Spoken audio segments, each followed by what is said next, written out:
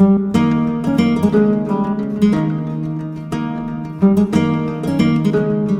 and welcome back to the channel. Yes, I have been hard at work getting my game of Gaslands organized and ready. Um, we have a game coming up in a few days. I have three willing contestants or three friends who are interested and who will be joining me on this coming Friday afternoon. Right after work, we're meeting together and we'll be playing some Gaslands. Very excited. So if you have not checked out my previous video, please go check that out. And this is where I sort of discuss, getting ready for Gaslands, what you sort of need to just get a car ready. So one thing that what I've read in the rule book, of course, we're talking about Gaslands Refuelled by Mike Hutchinson. And what I've read is that they recommend starting with a single car and a buggy. Now, a buggy is like an open wheel sort of a beach buggy, those kind of, not exactly like a four-wheel motorcycle, but something a little bit larger between a car and like a quad bike. I don't have those. They're kind of hard to find. I tried to look around for some of those kind of cars in local toy stores and sort of dollar stores, and I didn't really find anything that fit that exactly. So I decided we are just going to start with a single car with a front-mounted machine gun. And so this is the car that you saw me sort of get ready and kit bash together. I have added a bit more dust to the side since then. But in any case, this is what we decided on. We're going to do a single car each and just go through the game. Because since then, I have sort of learned the basic rules of Gaslands just to kind of get us started, because I'm the only one with a rulebook. So I'll be doing the teaching as well as playing as well. Okay, so let me quickly go through with everything that I have gotten ready for our game and sort of the things that I'll be packing up. So first, let's quickly look at the cars and where I am with the car. So as I said before, this is my first original car. I'm kind of happy with it, now that I have been working in other cars, just look back at the first one, I'm like, yeah, I really like how this one came out. Very simple. I really like this, the covering that I made over here. The exhaust sitting on top of this doesn't really make sense, but I mean, we are talking about post-apocalyptic cars racing each other and making damage. What makes sense anyway? This is my second car that I have now completed. This Jeep. Got some skulls on this front bumper that I really liked, and a bit of detailing on the side, a big beefy Gatling gun on the front. I'll just use this as a machine gun. I'll just play this as a regular machine gun. Pretty happy how this one came out too. This is kind of has a bit of a unique look to it. Then my last and final one, this one is one that you wouldn't have seen yet, and this is sort of my battle bus. I painted it kind of school bus yellow, gave him a big beefy bumper over here, and I used some of the 3D printed wheels that I got. Then what else I got here? Bit of bumper. I added these windows over here. This is just a piece of sprue that I cut off and glued. Some more 3D printed parts over here and here. And then this missile battery is from 40K, I believe it's from a Tau Kill Team, that I grabbed out of my bits box. So that I stuck on there. I don't think I'll be playing with this one on Friday exactly, but I have it for future. So lastly, I had just started getting ready this tiny little motorcycle, and I'm busy painting this. It is not ready for action yet. Hopefully I get to finish it tonight. I sort of looked at the size of the bases. This is the base that I printed off from, I got these STLs.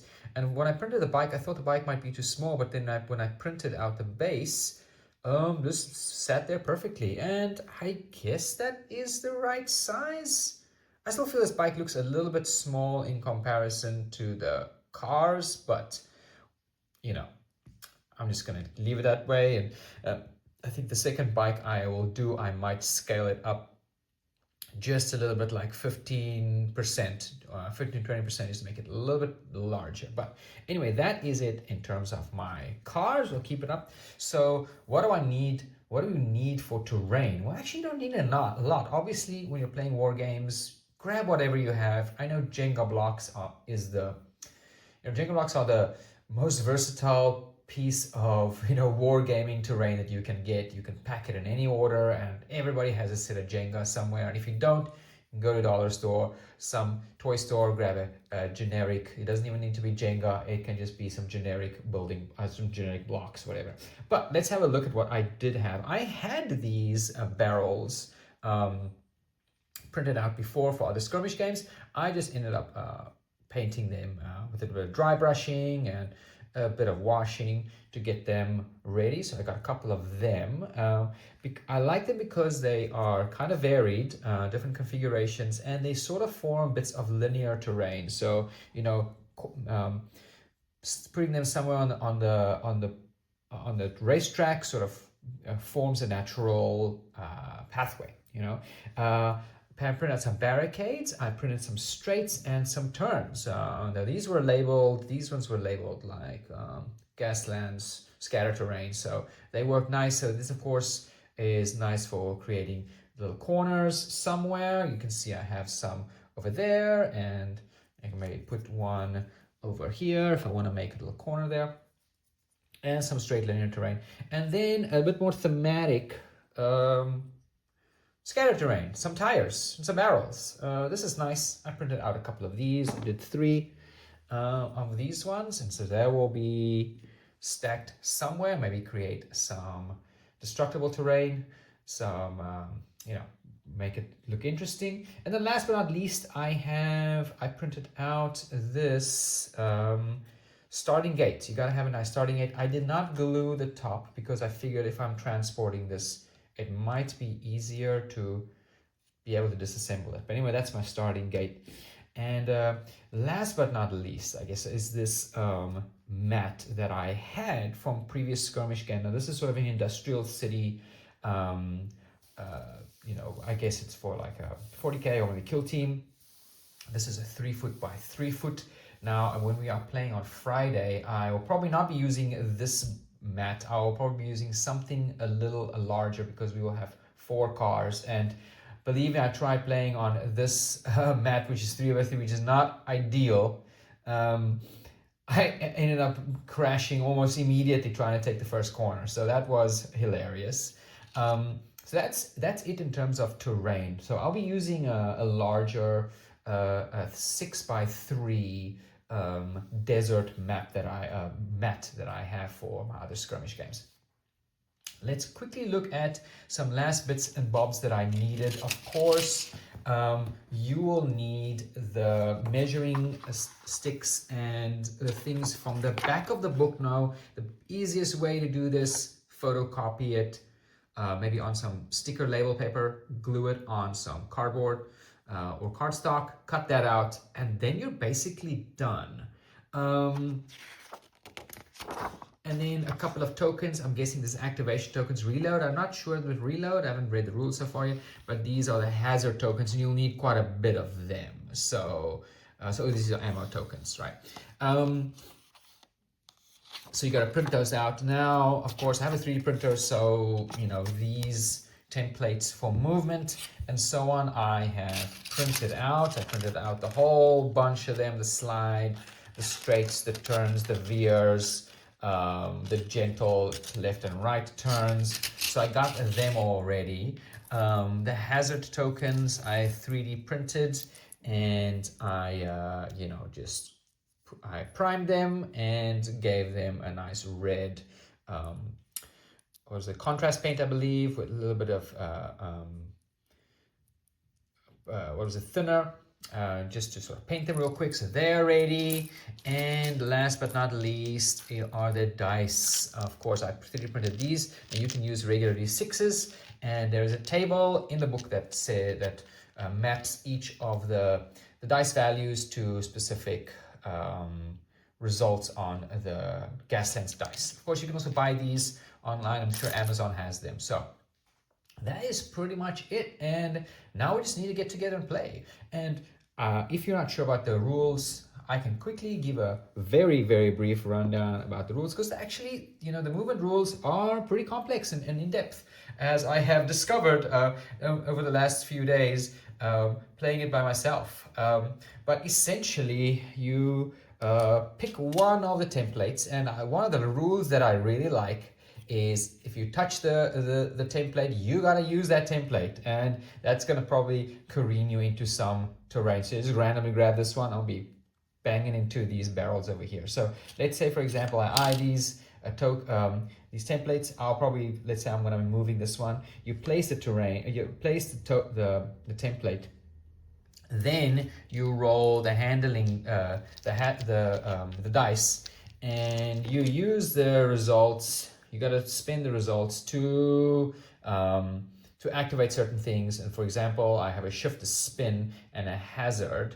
And so what I would do is I would probably use my shift. Shifts are the good results. So I'll probably use my shift to cancel out my hazard. And so I'm left with a spin. Now you can spin 0 if you wanted to. So this is what I would probably do. But any spin and slide and hazards that are uncancelled by shifts will gain you some hazard token. So I'll put this on my template or on my my cars sheet, character sheet. I think it's a character sheet, the cars sheet. But anyway, after the dice are spent, then you would move this one front to end, and that would be it. After that, there's an attacking phase if you're using your gun.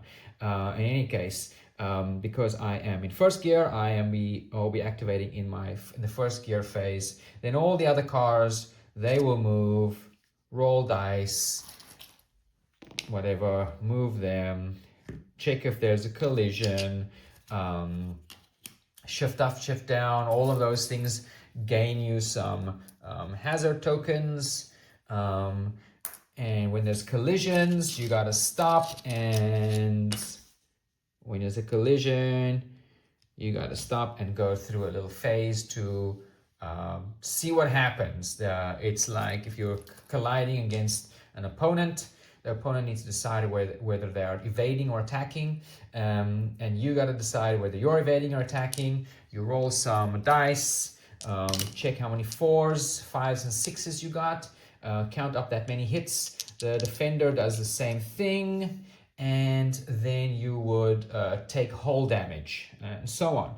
If you're smashing into bits of terrain, it's like the terrain always does a head-on smash attack, and so you take that into account when you roll dice, and you will probably take some hull damage. Oftentimes you will wipe out. If you wipe out, you may have to do a spin check, and if you do a spin check, you fail, you may get moved forward, and then your opponent can spin you in any direction. Things like that. The things get out of hand and ridiculous pretty quickly. But in any case, you need a nice little dice or something, a tracker that can clearly display what gear phase you are in, because each gear phase is like a round, and each car in that gear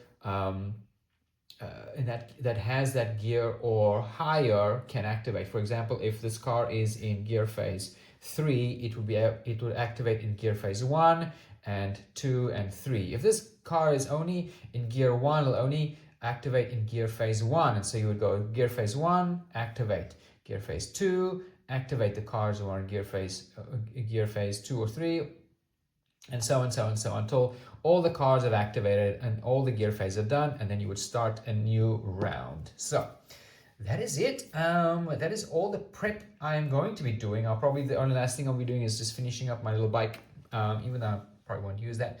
Any case, that's all the prep I'm going to be doing for this coming Friday. Very excited to play our first game of Gaslands. So please let me know if you are getting into Gaslands, or if you have played the Gaslands before, and if you have any tips, leave it down in the comment section. Curious to know what you guys think. I know there are tons of videos on YouTube about Gaslands. anyway, this is sort of just a video to record my sort of hobby journey getting ready for Gaslands. And so I hope you guys are enjoying it, and I hope to see you in the next video. Oh, that next video I'll probably be recording a couple of clips from our game on Friday. So look forward to that. Until then, have a great day and catch you guys next time. Bye-bye.